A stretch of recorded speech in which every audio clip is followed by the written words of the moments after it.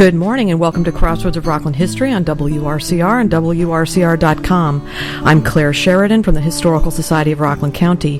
Our topic today is the preservation of the John Green House in Nyack. The Historical Society of Rockland County is a nonprofit educational institution and principal repository for original documents and artifacts relating to Rockland County. Our headquarters are a 4-acre site featuring a history museum and the 1832 Jacob Lavelt House located at 20 Zucker Road in New City. It is listed on the National Register of Historic Places and a newly designated New York State Path Through History site. Part of our broad and challenging mission is to share the history of Rockland with the people of Rockland, and we rely on financial support from people just like you. If you're interested in becoming a member of the Society or being a volunteer, please visit our website at rocklandhistory.org. We've got a lot of ground to cover today, so we'll jump right in with my first guest, Winston Perry.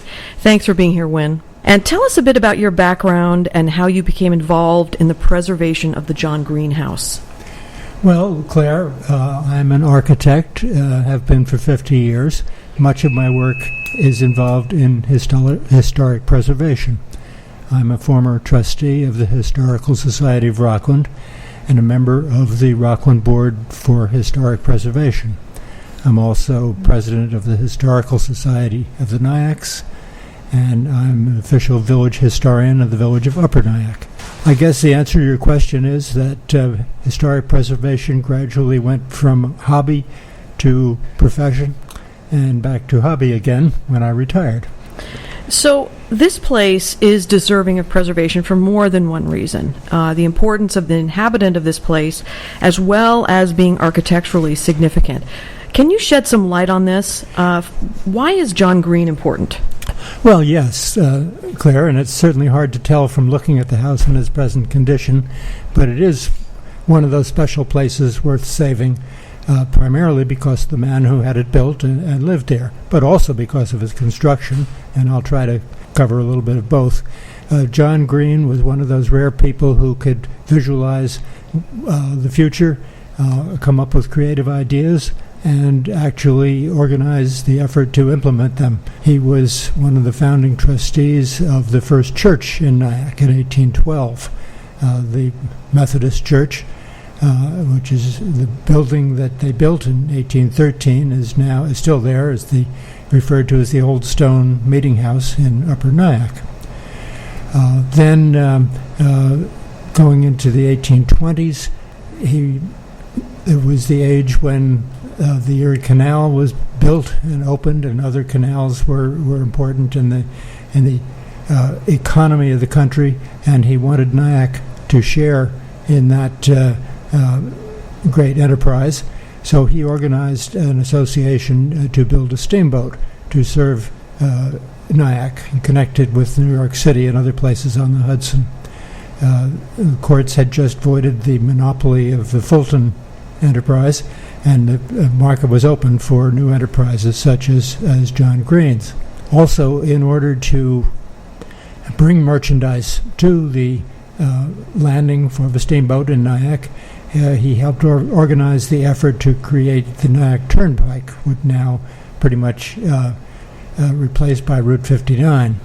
And this brought the produce of the iron industry in Ramapo Valley to Deepwater Port on the Hudson.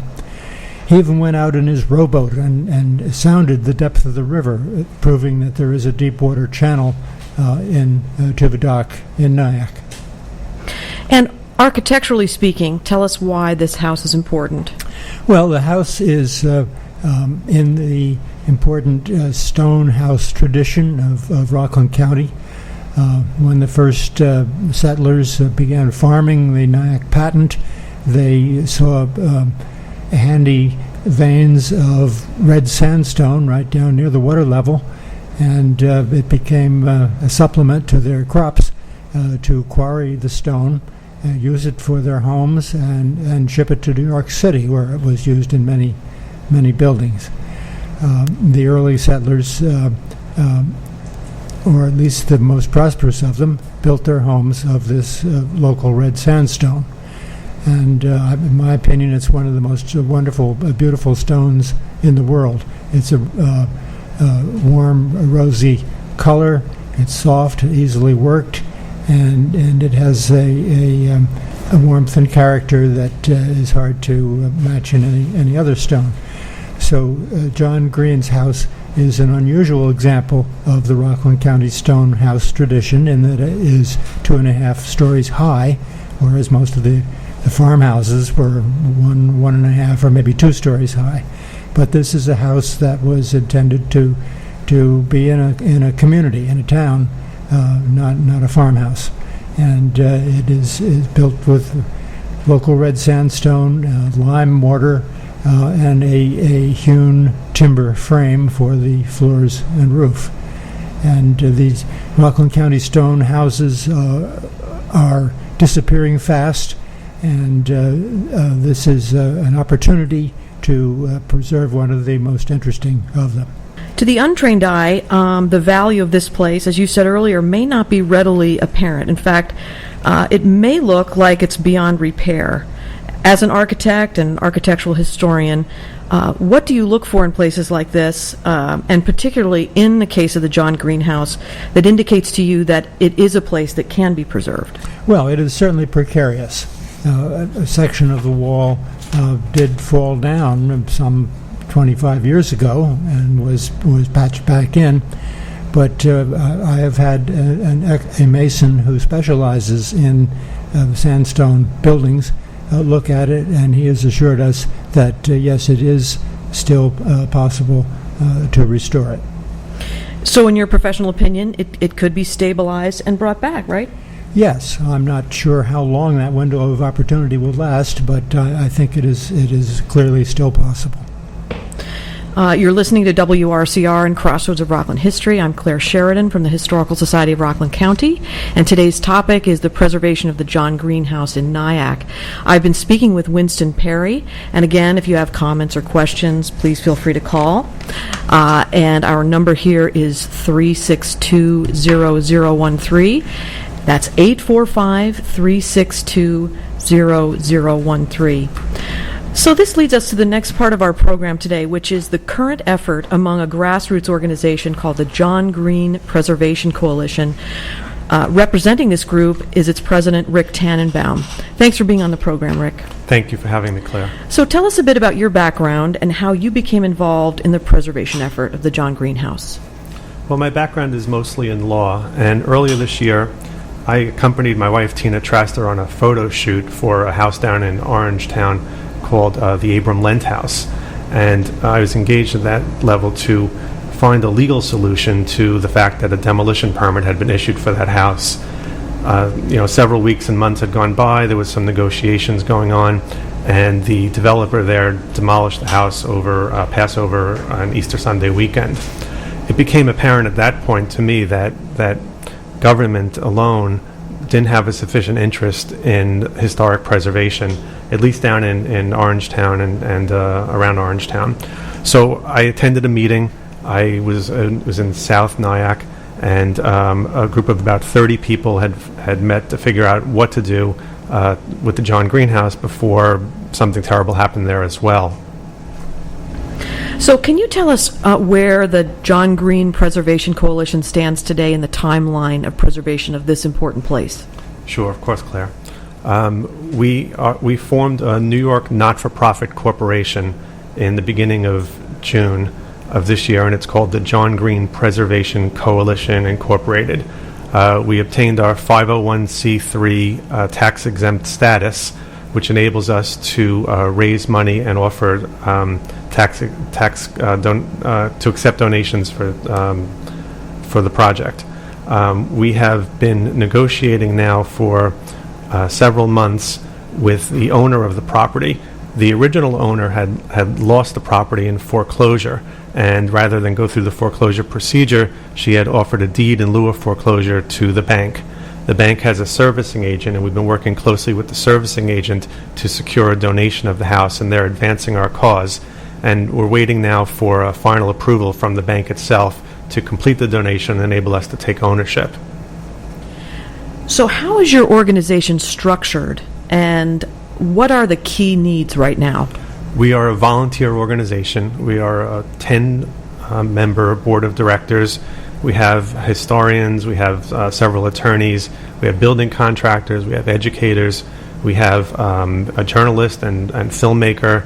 We have a wide variety of talent has come to this effort, and we're using all of the different skills of the entire group to move things forward. The key need right now will, as Wynn was saying, is we're going to need to raise money to stabilize the property. The village of Nyack declared the structure to be unsafe under its village code some time ago. It has boarded up and fenced off access and will not allow anybody, the owner or anybody else, to go in the house without the village supervising. At some point, we're hoping very soon, when we take ownership of the property, that we will be able to enter it and create a stabilization plan. Stabilization costs money, and we'll need some funds and some professional efforts to stabilize the building so that we can move forward with a long-term vision for it. And how about the local government? Has the village of Nyack been involved, and what will their role be? Well, it's more than just the village of Nyack. We've had assistance from Andy Stewart down in Orangetown. We've had assistance from David Carlucci. We've had assistance from Jen Laird White at the village of Nyack. We've had the help of Nita Lowy. We've had the help of Kirsten Gillibrand.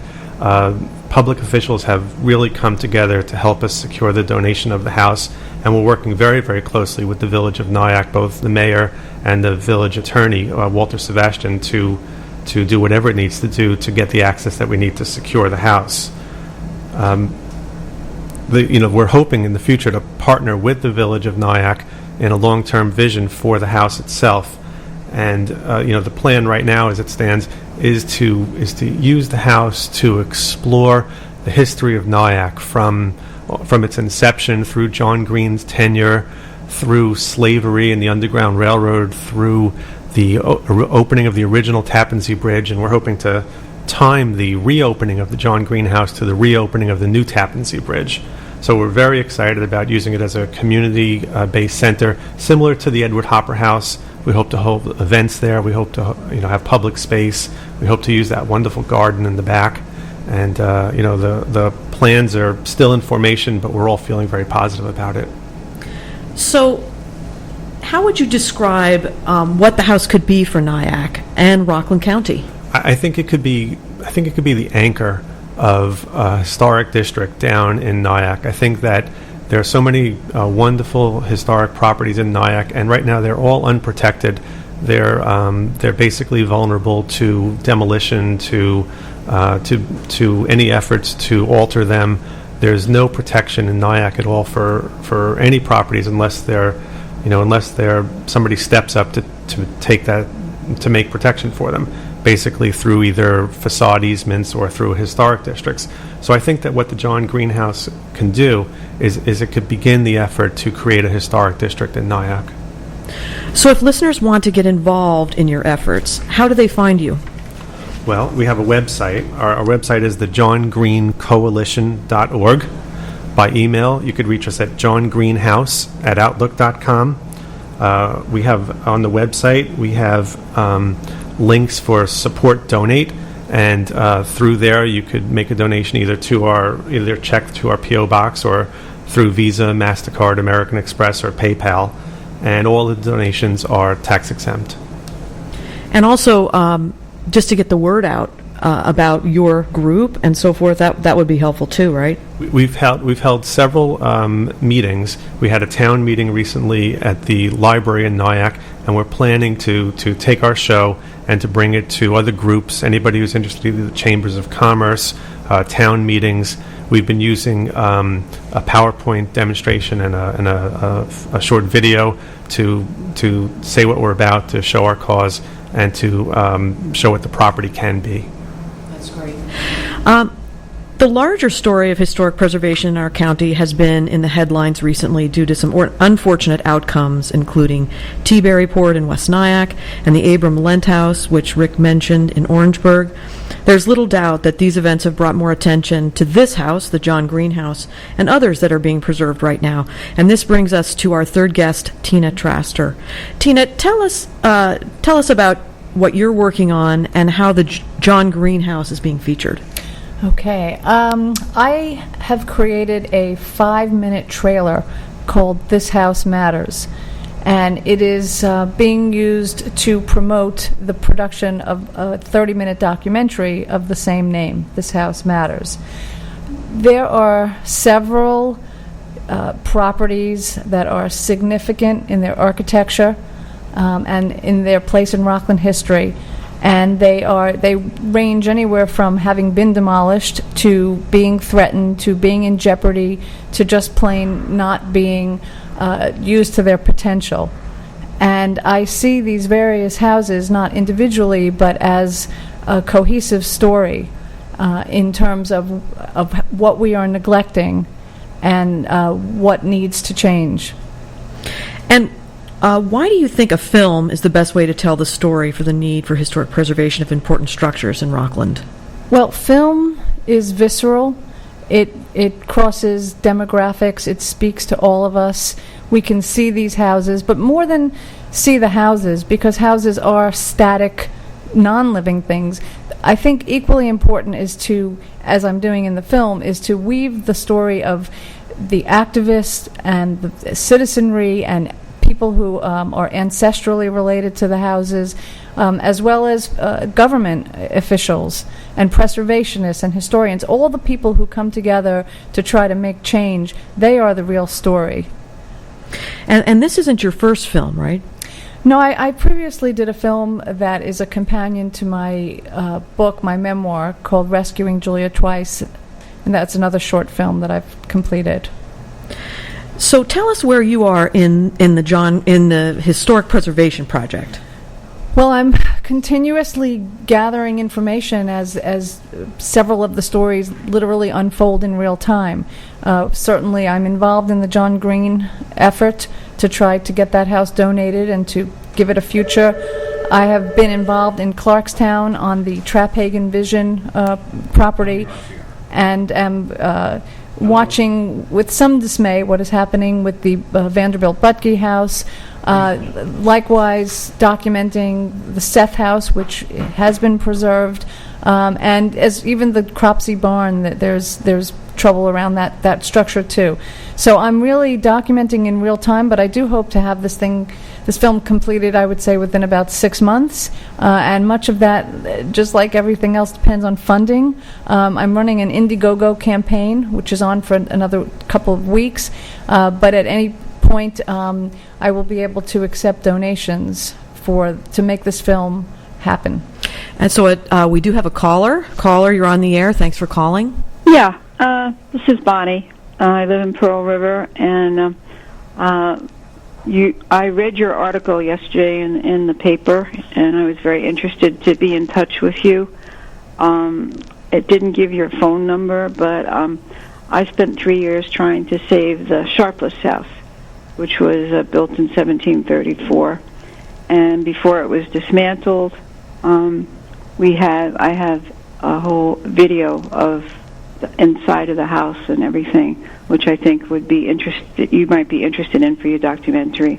Yes, definitely. And that would be in Pearl River, on Orangeburg Road. I'll get you a phone number after the show. Okay, very good. Steve knows who I am. He's the engineer. So should I give you my number now? Sure. My number is 735-3432. Thank you. Thanks a lot, Bonnie, for calling. Appreciate it. Good luck. Okay, thanks. And we have another call. No, we do not have another caller. Okay, so if our listeners want to learn about how they can help you put this film together, how does one do that? Well, they can go to www.thishhousematters.com. They can go to the Indiegogo campaign, and they can make a donation. They can contact me. My email is ttraster@aol.com. It's all over the internet. It's easy to find me. And I'm happy to sit with anybody, to gather their archival information, to hear their stories. There's always opportunity for me to broaden the material for the documentary. So, as the John Green House preservation moves forward, Will you be documenting that as part of this project? Absolutely. As I say, I'm really on top of all of the narratives that are currently going on. Even the Lent House, we have a plaque that's going to be erected. The John Greenhouse is an ongoing story, and I've been there every step of the way. I continue to be. And the same with the Clarkstown story. I have inserted myself in all of these issues. I know what is going on, and I intend to bring this information to the public, and I'm hoping that we can stimulate more interest and that we don't end up in a situation where people only come to know the Lent House after it's been demolished. Rick, could you tell us a little bit about the location of the John Greenhouse? Where is it, and the impact that it could have because of where it is located? The address of the John Greenhouse is 23 Main Street in Nyack. It's a few houses down from the waterfront and a few houses down from the public access path by the condominiums on the waterfront. It's in the business district itself. It's a mixed-use zoning, and it also sits across from the brownfields that have been on Gedney for the last 40 years or so. And there's a development project that might be pending there, which could help immensely to bring traffic down in that area and to enable the house to be a better part of the community. So it's a wonderful location, and there are views of the water from the John Greenhouse, and there's walking opportunities. There's access in the backyard for events. It's a terrific location right in the heart of Nyack. And I know that the river villages are certainly a place where people come from all over, from New York City. I mean, certainly the whole cycling community. People are coming from all over to these river villages. And wouldn't it be nice for there to be some sort of permanent welcome center, if you will, that sort of does tell the story of Nyack? And tell us a little bit about that. That is part of our plan, and we've been talking with the village itself for how to incorporate this welcome center. As I was saying before, part of the timing would be to open the welcome center with the reopening of the Tappan Zee Bridge, and to try and take advantage of all the publicity and all of the goodwill that comes with that opening. Right now in Nyack, there is a small booth on Main Street that has some flyers for some events going on or some things going on, but there really is no actual welcome center in Nyack, and this would be a wonderful opportunity to share the space and participate with the village and engage the village in utilizing it. Sure. I mean, you could envision walking tours setting off from there. Well, about a month ago, we had hung a banner on the house from the National Historic Preservation, This Place Matters banner, and we put a small mailbox with flyers next to the banner, and we've had over 300 flyers taken from the box since we set it up. So we know that there's interest in the house. We know that there's interest in the use of the house, and it would be such a wonderful thing for Nyack and for the community to have that house come back into use. Well, I wish all the good luck on this. Certainly I am, anybody who knows me knows I am a historic preservationist at heart, and so I'm all in favor of making sure that this happens too. So again, I want to thank our guests today, Winston Perry, Rick Tannenbaum, and Tina Traster. Thank you for coming to discuss historic preservation, and in particular the John Greenhouse. Again, you can look into these projects at johngreencoalition.org. That's how you reach out to the John Green Coalition. You can find the information about the film at www.thishhousematters.com. And keep in mind that all the information that we discussed today and the contact information for our guests, as well as a recording of this broadcast, will be available at rocklandhistory.org. I hope you will tune in to the next Crossroads of Rockland History on Monday, September 21st, after the Stephen Meredith Show at 10:10 a.m. We'll learn about the exhibition currently on view at the Orangetown Historical Museum and Archives, entitled From Holland to Here, which features the incomparable collection of Dutch paintings, furniture, and decorative objects of George Way.